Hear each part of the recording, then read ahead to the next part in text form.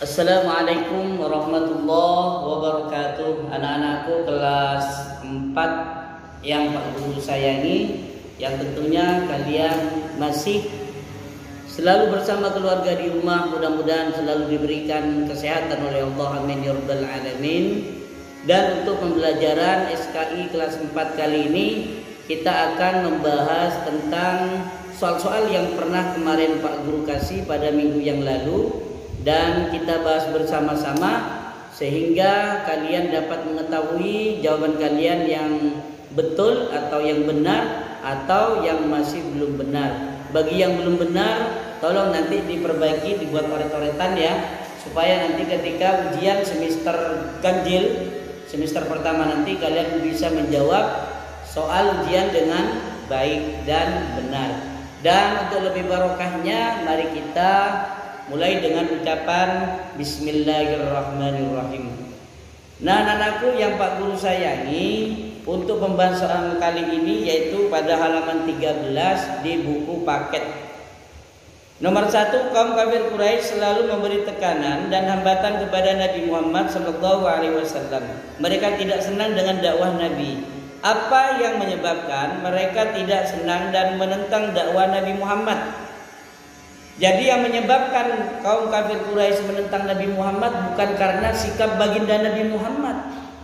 Ya, baginda kanjeng Nabi Muhammad tidak pernah dibenci secara pribadi, tidak pernah dibenci oleh orang kafir Quraisy, dan bahkan baginda kanjeng Nabi Muhammad mendapatkan gelar dari orang kafir Quraisy dengan Al-Amin, orang yang terpercaya, orang yang berkata tutur kata lembut, kemudian jujur, berkata benar. Itu sikap baginda Nabi sehingga dikatakan Al-Amin. Tapi ketika baginda Nabi berdakwah secara terang-terangan, maka disitulah mereka benci kepada baginda Nabi. Jadi bencinya itu bukan secara pribadi, bencinya karena baginda kanjeng Nabi menyampaikan dakwah Islam. Kemudian selanjutnya, mengapa orang kafir Quraisy itu kok tidak senang ya membenci ajaran yang dibawa baginda kanjeng Nabi Muhammad? Karena ajaran yang dibawa oleh baginda kanjeng Nabi Muhammad itu tidak sesuai dengan ajaran nenek moyang mereka, orang kafir Quraisy. Mereka menyembah patung. Di dalam Islam itu tidak boleh menyembah selain Allah, maka menyembah selain Allah dikatakan syirik. Kemudian mereka selalu berbuat kejelekan. Ternyata di dalam ajaran Islam, orang yang berbuat kejelekan maka dia akan mendapatkan balasan yang setimpal, yaitu balasan dosa dan kejelekan pula yang akan dibalas. Sehingga mereka itu takut dengan ajaran Islam, karena sudah mereka kadung melakukan banyak perbuatan jelek. Kalau kita masuk agama yang dibawa oleh Muhammad, maka kita akan mendapatkan balasan, katanya orang kafir Quraisy. Itu yang kedua. Dan yang ketiga, mereka sebenarnya bukan tidak mengakui bahwa ajaran Islam itu baik. Mereka mengakui, cuman mereka saja takut kehilangan kehormatan saja.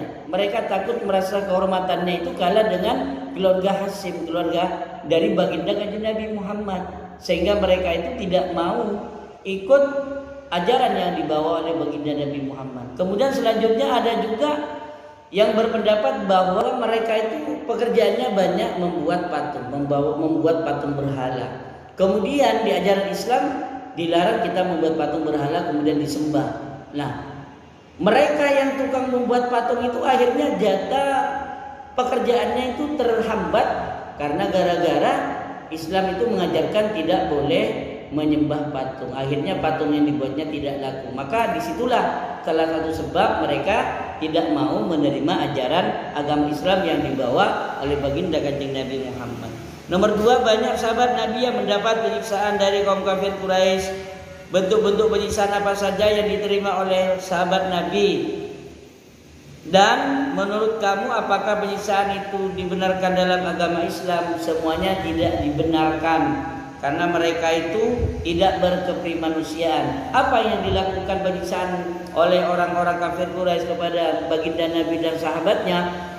Ada juga yang sahabatnya dijemur, diseret, dijemur di padang pasir, di panasnya, tidak berpakaian, kemudian di atasnya ditindih batu. Seperti yang pertama adalah Bilal bin Rabah, tapi dengan kekuatannya, dengan semangatnya tetap mengatakan ahad, ahad, artinya Allah tetap maha satu.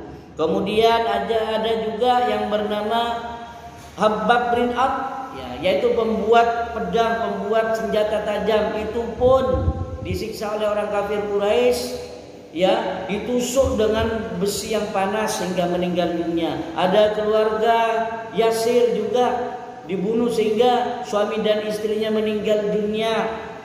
Dan banyak lagi sahabat-sahabat yang lain, seperti juga Zubair bin Awam diusir oleh keluarganya, tidak diakui oleh orang tuanya sebagai anak dan sebagainya. Kemudian baginda kanjeng Nabi juga ketika sholat, ketika sholat itu dilempari kotoran unta yang bau. Kemudian ketika mau pergi ke masjid diberi duri, paku dan sebagainya, dihalangi oleh orang kafir Quraisy. Semua yang dilakukan oleh orang kafir Quraisy tidak manusiawi dan tidak dibenarkan di dalam ajaran Islam. Akan tetapi semua dilakukan oleh baginda Nabi, tantangan itu dan juga tantangan yang diberikan kepada orang sahabat-sahabat baginda Nabi itu tidak menjadi penghalang. Akan tetapi justru bahkan lebih semangat kembali. Nabi Muhammad nomor 3 Nabi Muhammad pada permulaan kerasulannya berdakwah secara sembunyi-sembunyi. Mengapa beliau berdakwah secara sembunyi? Setelah Nabi Muhammad mendapatkan perintah berdakwah secara sembunyi-sembunyi, yaitu di dalam surat Al-Mudaththir, ya ayyuhal mudaththir qum fa'anzir, wahai orang yang berselimut, ayo bangun, sampaikan. Ketika mendapatkan ayat wahyu yang kedua, yaitu surat Al-Mudaththir, baginda Nabi itu berdakwah secara sembunyi. Keluarganya, istrinya dulu diajak untuk masuk Islam, diajarkan Islam. Kemudian keluarganya juga yang bernama Ali bin Abi Thalib. Kemudian selanjutnya sahabat-sahabatnya. Sahabat dekatnya siapa? Abu Bakar. Sahabat dekat Abu Bakar siapa? Utsman juga diajak. Kemudian siapa lagi? Zubair bin Awam. Dan banyak lagi sahabat-sahabat yang lain yang diajak masuk Islam. Kenapa? Karena Nabi Muhammad itu masih belum kuat, belum punya sahabat, belum punya orang untuk diajak masuk Islam, sehingga step by step Allah memerintahkan berdakwah secara sembunyi-sembunyi terlebih dahulu supaya menguatkan barisan dulu. Ini termasuk strategi menguatkan barisan di keluarga sendiri dan sahabat-sahabatnya, baru nanti keluar. Kemudian nomor 4, Nabi Muhammad selalu tabah apabila mendapat rintangan ketika berdakwah. Sebutkan contoh ketabahan Nabi Muhammad ketika berdakwah. Seperti yang Pak sampaikan, ketika baginda kanjeng Nabi Muhammad berdakwah banyak tantangan. Yang menentang itu bukan hanya orang kafir Quraisy atau orang lain. Pamannya sendiri bernama Abu Lahab menentang. Pamannya sendiri bernama Abu Jahal menentang. Sampai Abu Jahal mengambil batu, kemudian mau dilemparkan kepada baginda Nabi yang sedang sholat. Itu yang dilakukan oleh Abu Jahal kepada baginda Nabi. Akan tetapi baginda Nabi walaupun dilempari kotoran unta dan sebagainya, beliau tidak pernah marah, tidak pernah membalas sedikit pun. Justru beliau semakin sabar, tabah menghadapinya. Dan bahkan orang yang selalu meludahi Nabi ketika mau pergi ke masjid, tiap pergi ke masjid diludahi, pulang dari masjid diludahi. Kemudian orang yang meludahi sakit, pertama kali yang menjenguk adalah baginda kanjeng Nabi, sehingga orang tersebut menyatakan masuk Islam. Itulah akhlak baginda Nabi. Jadi dengan semangatnya baginda Nabi, walaupun banyak tantangan, hambatan, rintangan dari orang kafir Quraisy, baginda Nabi tetap berusaha dan tidak pernah putus asa. Nomor 5, Nabi Muhammad adalah seorang Nabi yang patut kita teladani dalam berdakwah menyebarkan agama Islam. Sebutkan sifat-sifat Nabi Muhammad yang patut kita teladani dalam berdakwah: sabar, tabah, dan juga tidak pernah patah semangat. Ini yang harus ada dalam diri kita, ini yang harus kita teladani yang ada pada baginda Nabi. Semangatnya luar biasa, pantang menyerah, walaupun banyak hambatan, rintangan. Itu yang perlu kita teladani. Bukan hanya karena gara-gara corona lantas kita nggak mau belajar, jangan. Nah, baginda Nabi itu rintangan hambatan nggak mau kok kendor semangatnya. Ya, kita juga diberi tantangan oleh Allah, yaitu berupa corona, COVID-19. Maka kita harus tetap lawan itu, yaitu dengan tetap bersemangat belajar dengan baik. Kemudian di buku LKS-nya halaman 11 kita buka nomor 1, mengapa kaum kafir Quraisy bersepakat memboikot umat Islam. Itu salah satu strategi orang kafir Quraisy untuk menghancurkan, untuk melemahkan kaum muslimin, untuk menghancurkan, melemahkan Bani Hashim supaya berhenti berdakwah, supaya baginda Nabi menyerahkan diri dan tidak lagi berdakwah. Akan tetapi itu tidak ada gunanya bagi baginda Nabi. Kemudian nomor 2, mengapa kaum kafir Quraisy tidak senang apabila Islam berkembang dengan pesat? Karena mereka takut kehormatannya hilang, karena mereka juga takut pedagang patungnya tidak laku, karena mereka juga takut menghadapi hari pembalasan, sehingga mereka takut ketika Islam berkembang baik, berkembang pesat, karena agama yang dibawa nenek moyangnya takut hilang, diganti oleh agama yang dibawa baginda Nabi Muhammad. Nomor 3, apa yang ditawarkan Utbah bin Rabi'ah kepada baginda Nabi? Baginda Nabi ditawarkan oleh Utbah bin Rabi'ah, yaitu berupa harta yang banyak, wanita yang cantik-cantik, dan ditawarkan juga harta, tahta, dan juga kehormatan. Mau dijadikan pemimpin asalkan baginda Nabi berhenti berdakwah. Tapi harta, tahta, dan wanita semuanya ditolak oleh baginda Kanjeng Nabi. Itu semua tidak meluluhkan semangat baginda Nabi untuk berdakwah. Mengapa berbagai usaha yang dilakukan kaum kafir Quraisy dalam menghentikan dakwah Nabi Muhammad dan para sahabatnya selalu menemui kegagalan? Karena baginda Nabi memiliki semangat yang luar biasa, tidak bisa ditukar dengan harta dunia, tidak bisa ditukar dengan kecantikan wanita, tidak bisa ditukar dengan kehormatan, tahta, pangkat, dan jabatan. Dan mereka semuanya semangat lillahi ta'ala, sehingga walaupun banyak hambatan cobaan mereka lakukan dengan baik.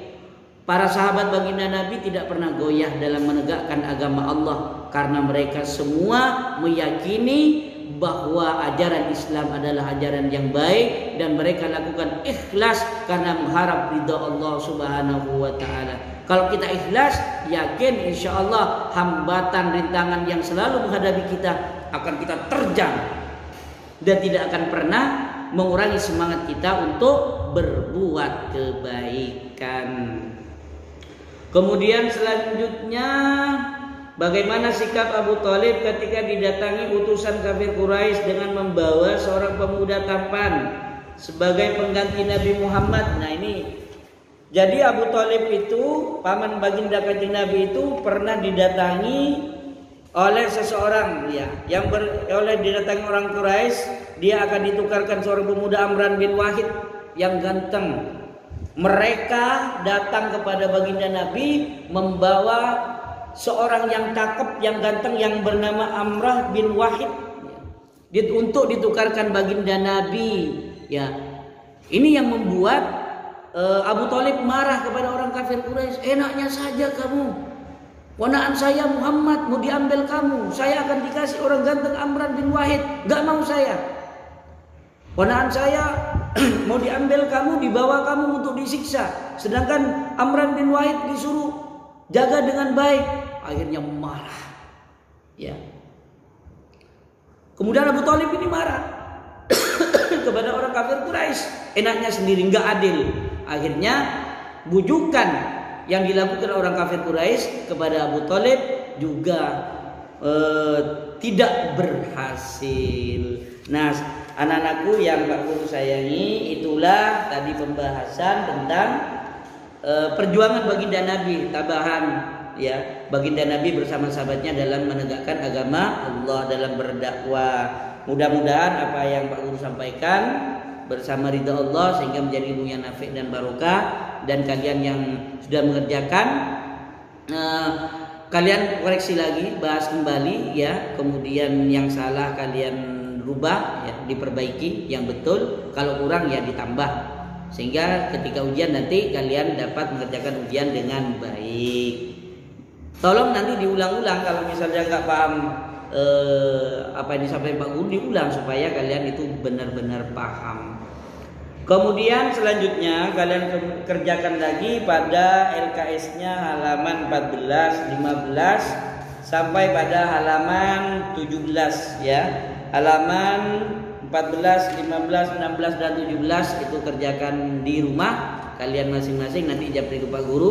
Insyaallah minggu depan kita semuanya sehat sehingga kita bisa bahas bersama-sama lagi. Dan dari Pak Guru akhiri dengan ucapan alhamdulillahirabbil alamin. Wallahul muwaffiq ila aqwamit thoriq. Wassalamualaikum warahmatullahi wabarakatuh.